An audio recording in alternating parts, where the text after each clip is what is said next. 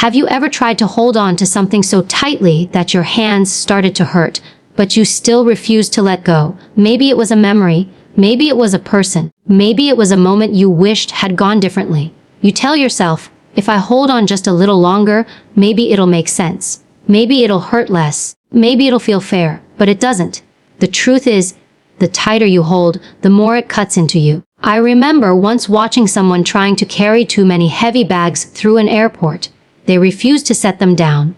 You could see the weight pulling their shoulders forward, their hands trembling, their pace slowing. People offered to help, but they shook their head. They said, "I've got it." You could tell they didn't.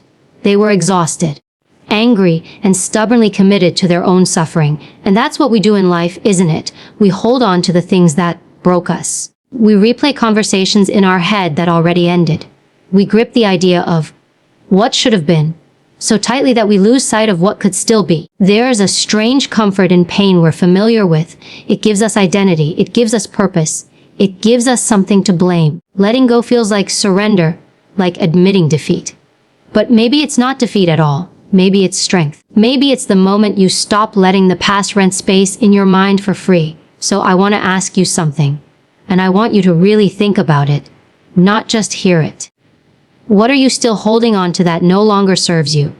A grudge that's become part of your personality. A mistake that's been punishing you for years. A relationship that ended but still echoes in your thoughts. We all carry something, but tonight, we're going to talk about what happens when you decide to put those bags down. Because freedom doesn't always come from fighting harder. Sometimes, it comes from finally saying, "I'm done," and that's where the real power begins. We all carry things we can't see, not in our hands, but in our hearts. You can look at someone who appears perfectly fine, confident smile, sharp posture, calm voice, and have no idea how heavy their invisible load really is. That's the thing about emotional weight, it doesn't show up on the outside until it's already crushed something on the inside. Most of us start building emotional armor early in life. Someone hurt us, disappointed us, or made us feel small, and we decided right then, never again. So we pick up a piece of armor, a layer of toughness, a little more distance, a little less trust. Over time, that armor becomes part of who we are. We think it's keeping us safe, but the truth is, it's also keeping us stuck. Imagine walking through life wearing a suit of steel. Sure, nothing can touch you, but nothing can reach you either. No love, no joy, no connection, and worst of all, no peace. Because the same walls that keep pain out also keep healing from getting in. Some people carry the weight of resentment.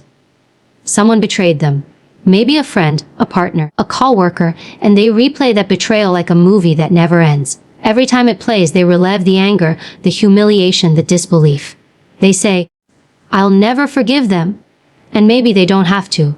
But every day they feed that fire, they burn themselves a little more. Resentment doesn't punish the person who wronged you, it punishes you. It takes up space in your mind, steals your sleep, poisons your mood. You start seeing life not for what it is, but through the lens of what was taken from you. Then there's the weight of guilt. You made a mistake, maybe one that changed everything. You keep turning it over, analyzing every decision, every word, every moment leading up to it. You tell yourself, if only I'd done this differently, if only I'd said that instead. But that's the trick of guilt. It convinces you that you can rewrite the past if you just replay it enough times. You can't. You can only learn from it, too, but as long as you're holding on to guilt, you're not growing. You're just stuck in the same story, reading the same painful chapter over and over, going to. And then there's the heaviest one of all, the weight of disappointment. You thought your life would look a certain way by now. You thought you'd be further ahead. You thought that person would stay. You thought that job would fulfill you. You thought that dream would work out. But it didn't. And instead of grieving it and moving on, you carry it. You say, "This isn't where I was supposed to be." You compare yourself to everyone who seems to have more. And every comparison adds another brick to the pile you drag behind you. Here's the thing most people don't realize. Emotional weight doesn't just slow you down, it reshapes you. It changes how you walk into a room, how you talk to people, how you see yourself. It makes you defensive, reactive, guarded. It makes you tired in a way that sleep can't fix. And it convinces you that you're strong for holding it all together, when in reality, strength might be the very thing that allows you to put it down. Letting go of emotional weight doesn't mean you erase the past. It means you stop letting it define you. It means you stop carrying stories that no longer belong to the person you've become. Think of it this way. Imagine trying to climb a mountain while holding a suitcase full of rocks. Each rock represents something: anger, regret, disappointment, fear. You might tell yourself, I can handle it, I'm strong enough. But the higher you climb, the harder it gets to breathe. The view you came for, too, you'll never see it if you keep stopping to read the names on your rocks. People often confuse strength with endurance. They think, if I can keep going despite the pain, too, that's power. But endurance without healing isn't courage. It's survival mode. You're not thriving, you're just enduring. True strength isn't in how long you can carry pain, it's in the moment you decide to stop letting it carry you. Think about the times you've said, I'm fine. You weren't fine, you were functional. There's a difference. Functioning means you're operating, but not living. You're checking the boxes, showing up to work, laughing when expected, nodding when someone talks. But underneath, there's tension. You feel it in your shoulders, in your chest, in your jaw. That's emotional armor tightening. It's the body's way of saying you're carrying too much. Sometimes, it takes a quiet moment to notice how heavy you've become. Maybe it's when you're alone in your car and a random song brings tears you didn't expect. Or when someone asks, are you okay? And you can't even find the words to answer. That's not weakness. That's your heart reminding you that there's something inside that needs to be released. Letting go starts with honesty. It starts with admitting that the armor you built to protect yourself is now keeping you from living freely. It starts with asking, what am I afraid will happen if I finally stop carrying this? For most people, the answer is vulnerability. They're afraid that if they let it go, the world will see how much it hurt, how much it mattered. But what if letting go isn't about vulnerability at all? What if it's about freedom? You can't move forward while looking backward. You can't heal while rehearsing the wound. The mind loves to return to pain because it's familiar, too. But familiarity isn't safety, it's just repetition. To break that cycle, you have to make a choice: either keep carrying what broke you or start building what frees you. And maybe that starts small. Maybe it's writing a letter you'll never send just to get the words out. Maybe it's deciding that today, too, you won't replay that conversation again. Maybe it's forgiving yourself for being human, for not knowing better when you didn't. Because no matter how strong you think you are, no one can carry emotional weight forever. Eventually, something gives. You lose your joy, your peace, your spark. But the moment you set that weight down, even just a little, you realize something powerful. You were never meant to carry it this long. You were meant to grow from it, not live under it. That's the truth about emotional armor. It doesn't protect you, it hides you. It keeps the world from seeing your light, your softness, your strength. The world doesn't need more guarded hearts. It needs people who've learned how to stand in their truth, unarmored, unashamed, and free, too. And maybe that's where letting go really begins. Not with forgetting, not with pretending it never happened, but with finally saying, I'm done carrying this. It's not mine anymore. Control. It sounds powerful, doesn't it? The idea that we can manage outcomes, shape situations, or steer people toward what we want them to be. We like control because it makes us feel safe. It gives the illusion that we can protect ourselves from pain, from chaos, from disappointment. But control is a tricky thing. It's like holding sand in your hands. The tighter you grip it, the faster it slips away. We hold on to people, to memories, to expectations, because deep down, we believe if we don't, everything will fall apart. If we stop replaying that mistake, we might forget the lesson. If we stop thinking about that person, too, we might lose what little connection we still feel. If we stop being angry, we might look weak. So we keep holding. We micromanage our pain, hoping to outsmart it, going to. But what we're really doing is feeding it, keeping it alive just so we don't have to face the silence that comes when it's gone. Think about the last time something didn't go your way. Maybe it was a relationship that ended without closure. Maybe it was a job you thought you deserved but didn't get. Maybe it was a plan you built your life around that just fell apart. What was your first instinct? You probably replayed it in your head over and over, trying to make sense of it. You looked for the mistake, the missing piece, the reason.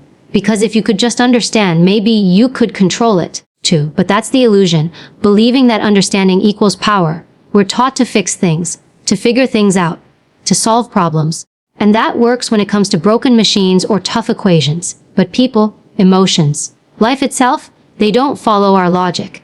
They don't bend to our timing. You can't negotiate with what's already happened. You can only choose how you'll respond to it. The hardest truth to accept is that not everything broken can be repaired by your effort. Sometimes the relationship ends. Sometimes the apology never comes. Sometimes the opportunity passes. And the more you try to control what's gone, the more you lose what's still here. You lose the moment in front of you. You lose your peace. You lose yourself in the endless what ifs and if onlys. There's something deeply human about wanting to control pain. It's a form of self-protection. When something hurts us, we build stories around it to make it make sense.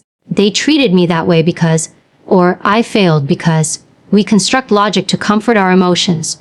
But emotions don't follow logic, they follow energy. And the energy of control is rooted in fear. Fear that if you let go, you'll fall apart.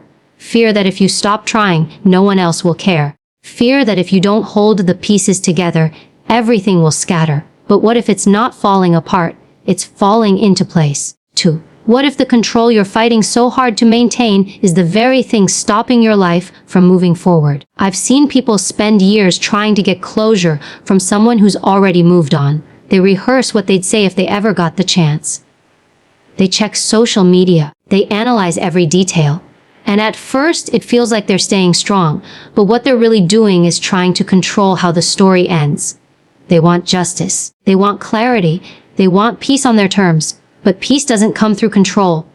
Peace comes through acceptance. Acceptance doesn't mean approval. It doesn't mean you're okay with what happened. It means you're no longer giving it the power to control you.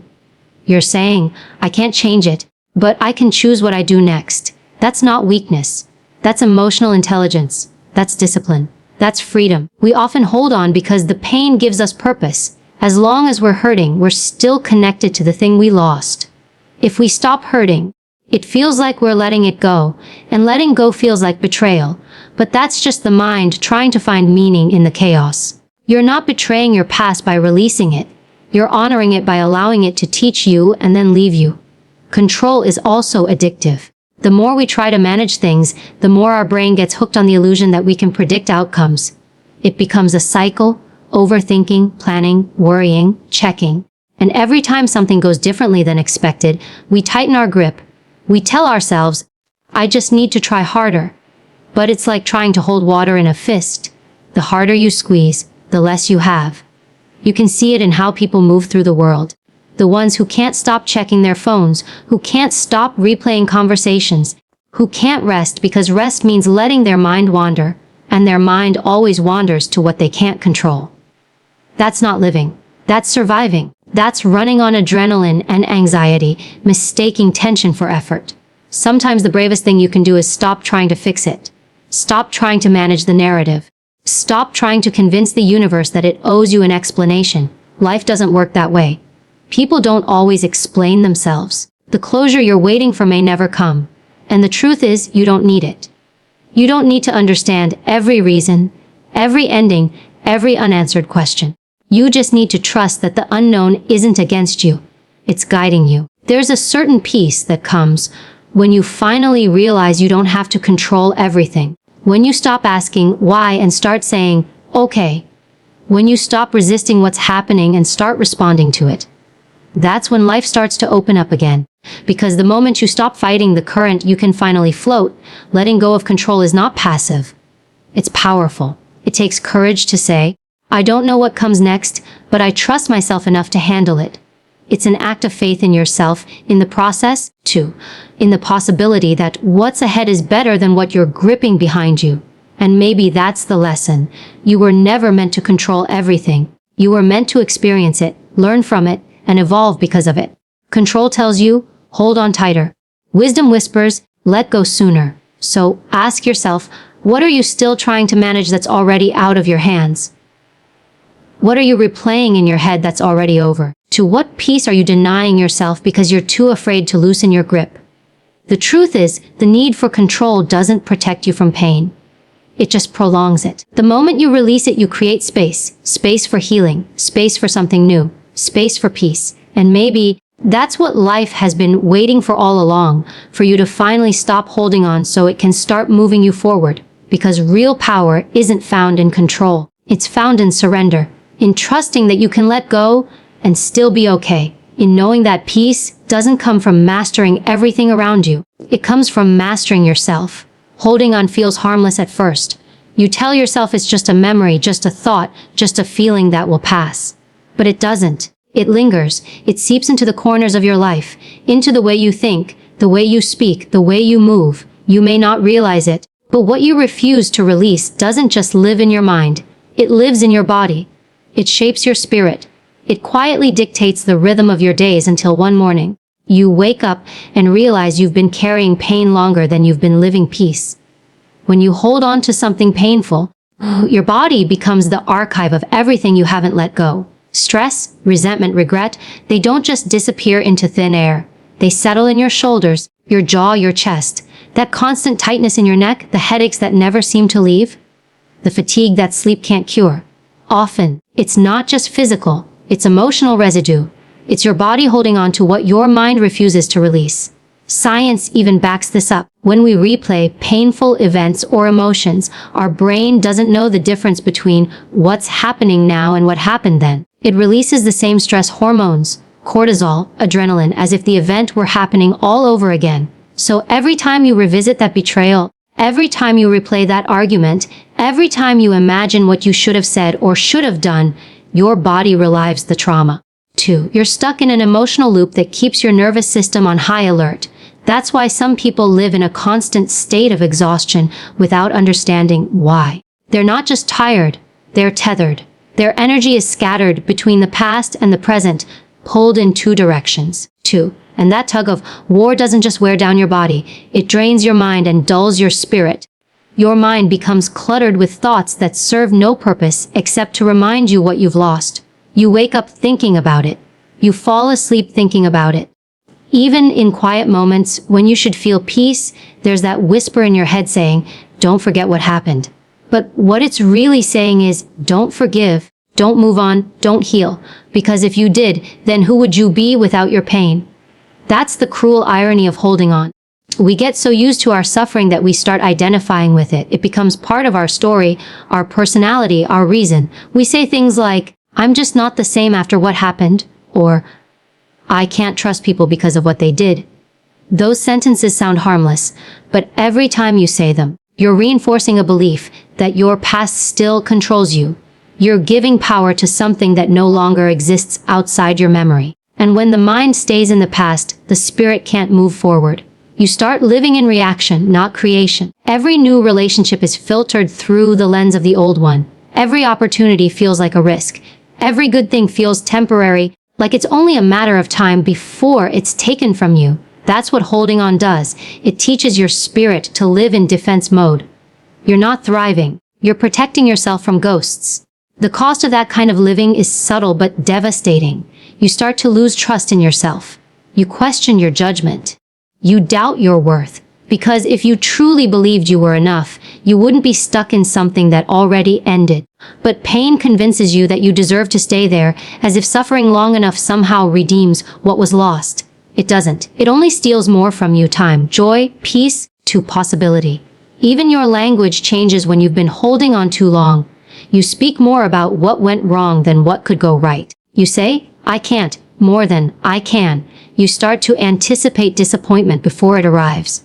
That's not intuition, it's conditioning. You've trained your mind to expect loss because it's what you've practiced most. Your body reflects it, too. Chronic tension, shallow breathing, anxiety that spikes for no clear reason. Sometimes your body speaks louder than your thoughts do. It's trying to tell you something: let me rest. Let me stop reliving the same story. Let me heal. But we rarely listen. We push through, we call it strength. We tell ourselves, "I'm fine." Yet fine is often just another word for numb. And numbness is dangerous because it feels like peace at first. You think you've moved on because it doesn't hurt as much. But numbness isn't healing. It's hiding. It's your mind protecting you from pain it hasn't processed. And as long as you're numb, you're not truly living. You're just existing in a muted version of yourself. What's worse is that the longer you hold on, the harder it becomes to remember who you were before the pain. You start to forget what it felt like to laugh without guilt, to trust without caution, to rest without anxiety. 2. You forget what lightness feels like. Because when you've carried something heavy for too long, you start to mistake the weight for your identity. Spiritually, holding on disconnects you from yourself. It keeps you focused outward, on the person who hurt you, on the situation that failed you, on the life you thought you were supposed to have, instead of inward, where your power actually is. The more you cling to what's gone, the more distant you become from the truth of who you are right now. And here's the truth: your spirit isn't meant to be anchored in pain.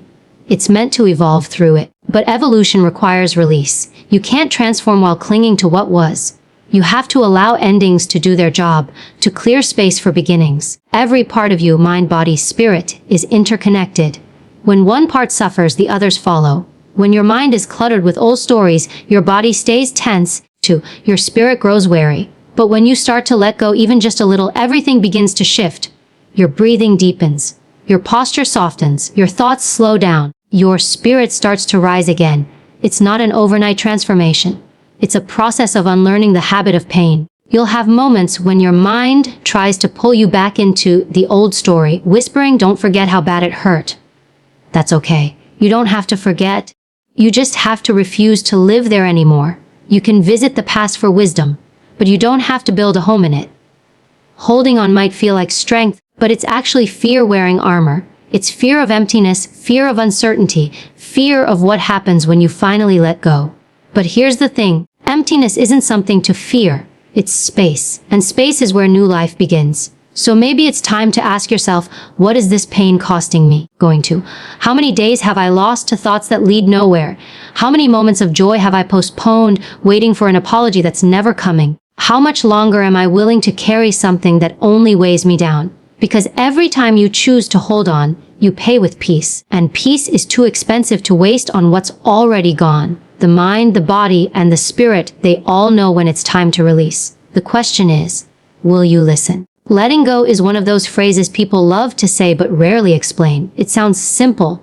Just release it, move on, forget it. But anyone who's ever tried knows that letting go isn't a switch you flip. It's a process, often a painful one. It's not about pretending you're okay or forcing yourself to feel over it. It's about understanding what release really means and why it's one of the most powerful acts of courage a person can take. When you finally begin to let go, it doesn't start with joy, it starts with grief.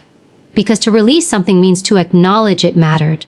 You can't let go of what you haven't honored. You have to look at the situation, the person, the pain, and say, yes, this hurt me. Yes, this changed me. But I'm done letting it control me. That's the first step: acceptance. Not approval, not agreement, but acceptance. You can't heal from something you keep denying exists. For a long time, many people confuse release with forgiveness, but they're not the same. Forgiveness is something you offer. Release is something you do for yourself. It's not about excusing what happened. It's about refusing to carry it any longer. Forgiveness might never come. An apology might never come. Closure might never come. But peace. Peace is something you can choose, regardless of what others decide. Letting go is deeply personal. For some, it means walking away from a toxic relationship, not with anger, but with clarity. For others, it means finally forgiving themselves for the choices they made when they didn't know better. Sometimes, it means grieving the version of your life that didn't turn out the way you planned. Whatever form it takes, the heart of letting go is the same. It's choosing to stop fighting what's already done. People often ask, how do I know when it's time to let go? You know when holding on starts to feel heavier than healing. You know when the memories no longer serve as lessons, but as chains. You know when every conversation circles back to the same story, the same pain, the same wound. 2. That's your spirit saying, enough. You've learned what you were supposed to learn. Now it's time to live again. But letting go doesn't mean you suddenly feel light and free. Sometimes it feels empty at first. That emptiness is uncomfortable because pain has been your companion for so long. You've built routines around it. Thought patterns, emotional habits, even physical reactions. When it leaves, there's silence. And in that silence, you'll be tempted to fill the space with something familiar.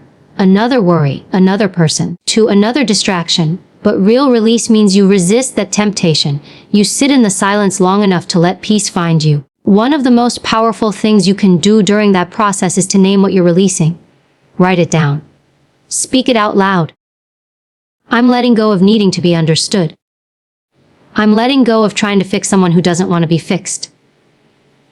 I'm letting go of hating myself for something I can't change. There's something transformative about naming it. It turns something abstract into something tangible, something you can consciously set down. And when you set it down, you start to notice things changing. Your thoughts become quieter. Your body feels a little lighter. You begin to breathe deeper, sleep better, move slower. You find yourself reacting differently to things that used to trigger you. Where there was anger, there's understanding. Where there was guilt, there's compassion. That's what real release looks like. It's not forgetting, it's transforming. The pain doesn't disappear, it evolves into wisdom. Release also means creating boundaries, not just with others, but with your own thoughts. Because the mind loves to wander back to what's familiar. It will try to pull you into old loops, to replay conversations that already ended. So you have to train it. When those thoughts come, don't fight them, just recognize them. Say, there's that old story again, and gently redirect your focus to the present moment. The more you do this, the more your brain rewires itself to prioritize peace over pain. There's also strength in understanding that release doesn't always look graceful. Sometimes it looks like crying on your bedroom floor, like deleting numbers and blocking reminders, like journaling until your hand aches. Sometimes it looks like laughing again for the first time in months. It's messy, it's raw, it's real. Healing rarely looks pretty in the middle of it. But if you stay patient, you'll realize that every breakdown you experience during the process is actually a breakthrough in disguise. Release is also an act of trust. Trust that what's meant for you won't require you to carry constant suffering to keep it. Trust that you don't need to chase people to be seen or relive moments to understand their meaning. Trust that life has a way of balancing itself, even when it feels unfair. When you start trusting the process, instead of controlling it, you begin to live with a calmness that surprises even you. Another part of letting go that no one talks about is forgiving yourself for holding on so long. You did the best you could with the tools and awareness you had at the time. You clung to the pain because it made you feel safe, because it was familiar, because it gave you a sense of identity. But now you know better. And knowing better means doing better, not by punishing yourself, but by allowing yourself to evolve. You don't have to rush the process. Some things take time. Release isn't a single decision, it's 1,000 small ones. It's waking up every day and deciding, I'm not going to feed that pain today. It's catching yourself when you slip back into old thoughts and gently pulling yourself out. It's choosing peace again and again, going to until it stops being a choice and becomes your nature. And slowly, you start to realize that letting go isn't losing anything. It's gaining everything. You gain energy. You gain clarity. You gain yourself back. You realize that what you thought you needed so desperately wasn't actually meant to stay. You see how carrying pain kept you from noticing beauty, how obsession with the past kept you from living the present.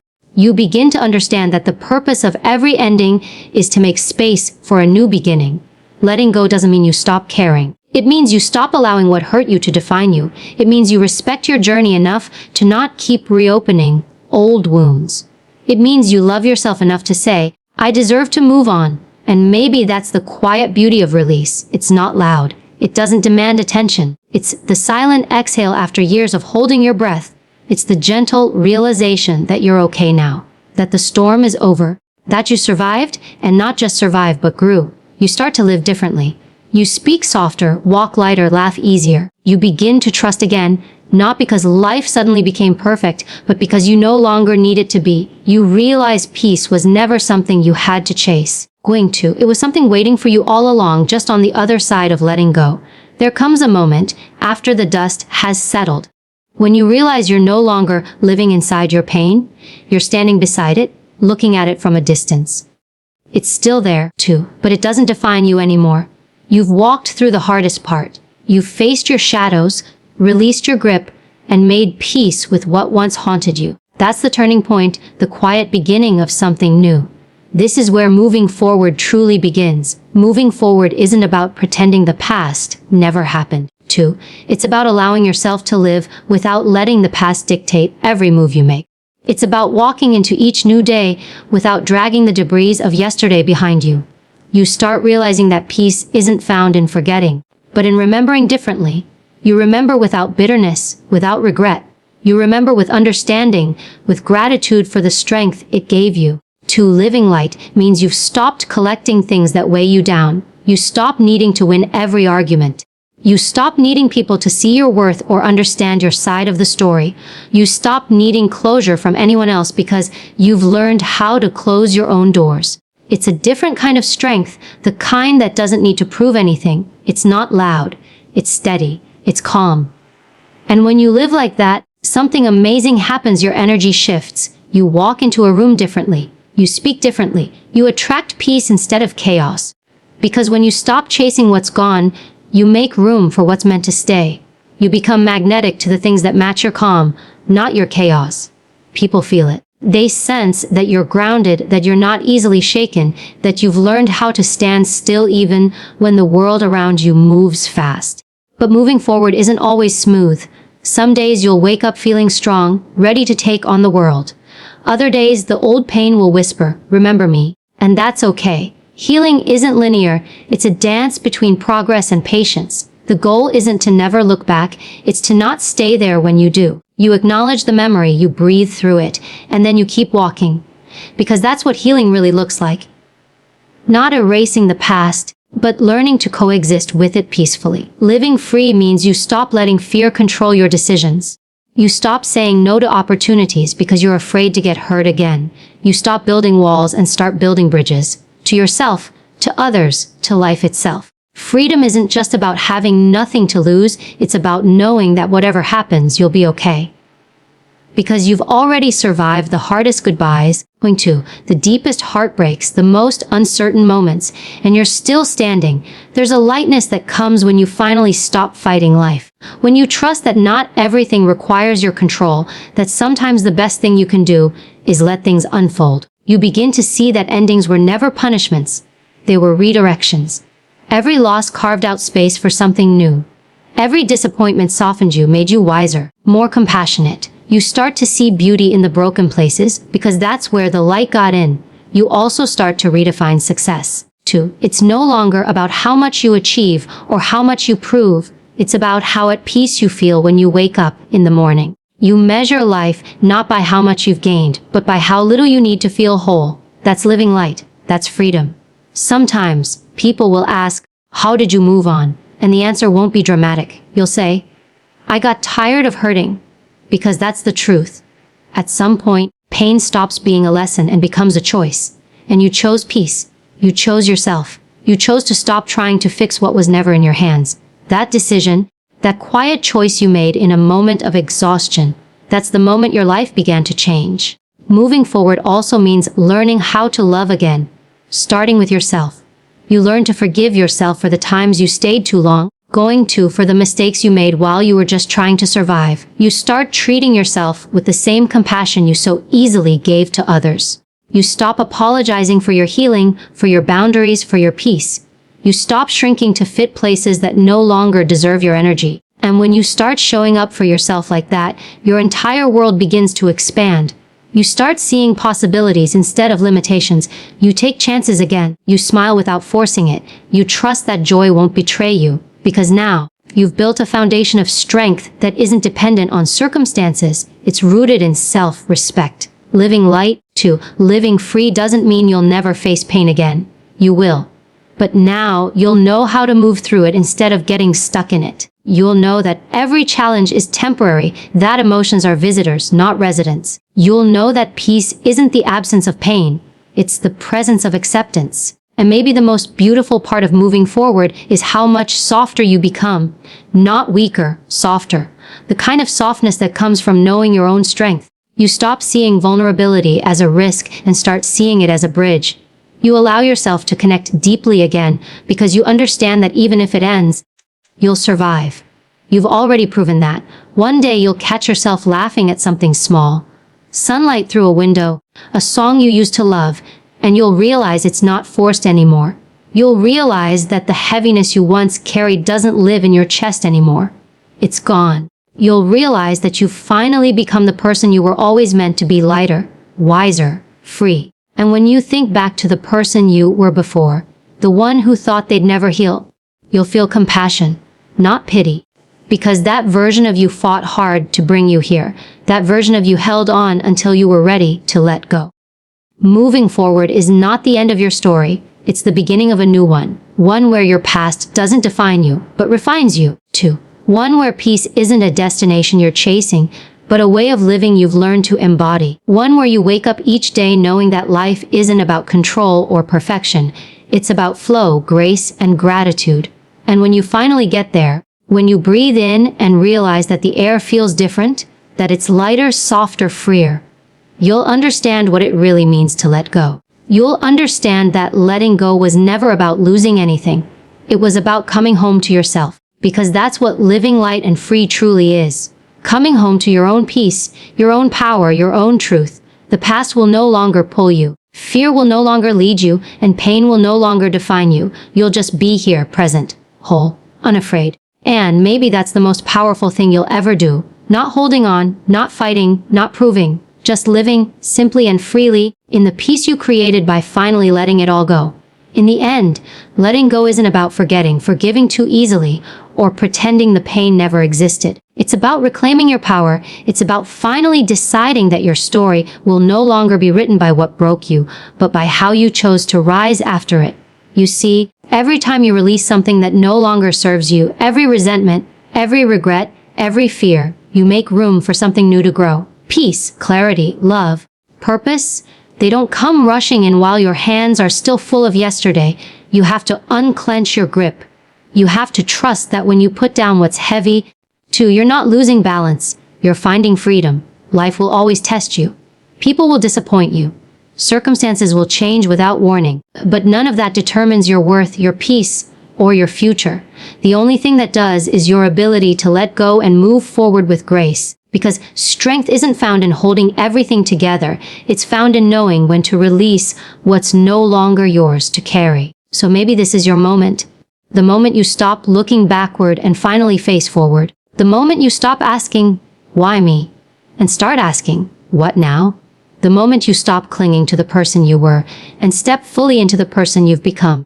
You owe it to yourself to live light. You owe it to yourself to be free. The past had its place. It shaped you, taught you, tested you, but it does not own you. Not anymore. So take a deep breath. Exhale everything that's been weighing on you. Walk into tomorrow without the baggage of yesterday. Stand tall. Stand proud. And when the world asks you how you managed to find peace after everything you've been through, you'll smile and say, because I finally learned to let it go.